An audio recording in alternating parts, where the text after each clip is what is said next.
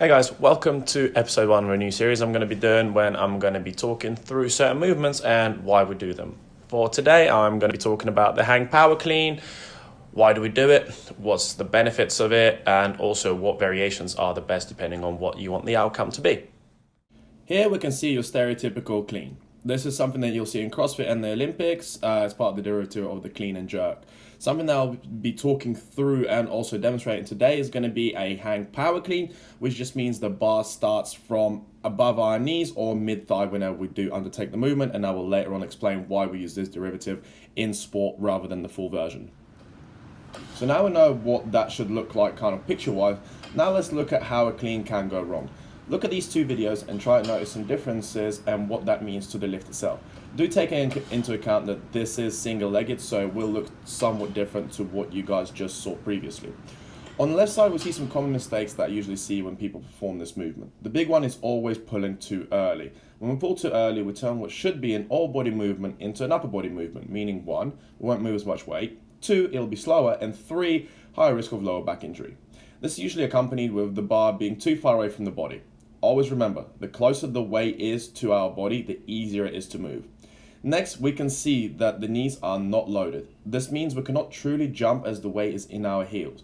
It needs to be shifted into the front part of our foot, which means we just kind of got to pop those knees forward, as you can see I'm doing on the right side of the video. From there, we try to fully triple extend. Sometimes we see the hips not fully extend, again minimizing the amount of weight that can be moved and the speed. In the end, the bar should just slide up the thigh as the hips fully extend. We should hear a cling as it comes off of the hips, and then the arms will begin to pull, and then let that bar come up to the shoulders, and then we can balance ourselves and straighten. Power clean is a very complex movement to learn as an athlete or to coach as a strength coach. So why do we take the time to do so if we have simpler and faster ways of sometimes achieving the same results?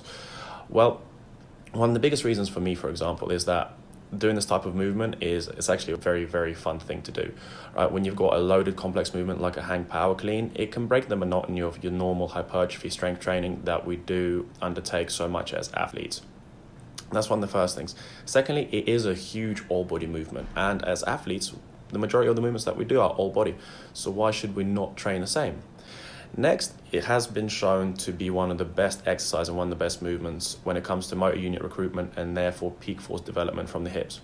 As athletes, the more powerful and stronger we are moving through the hips, the faster we're going to be, the further and higher we're going to jump, the more stable we will be when we're undertaking contact in a game like soccer, football, rugby, whatever it is.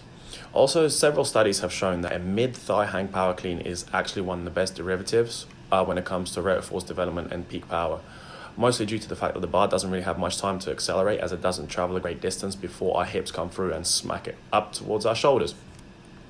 And lastly, due to the high intensity of the movement, our body secretion of the growth hormone increases, and for all my lifters out there that are looking to put on some serious size, that is one of the best ways to do so. Next comes the part that truly separates this movement from things like medicine ball throws, and that is eccentric loading. When the bar comes down on our shoulders from already traveling up, our body has to take on a lot of weight and resist just collapsing onto itself, something that is vital in all contact and change of direction sports. As it is a complex movement, it takes time to learn. As with anything, whenever we learn something, it helps develop our brain.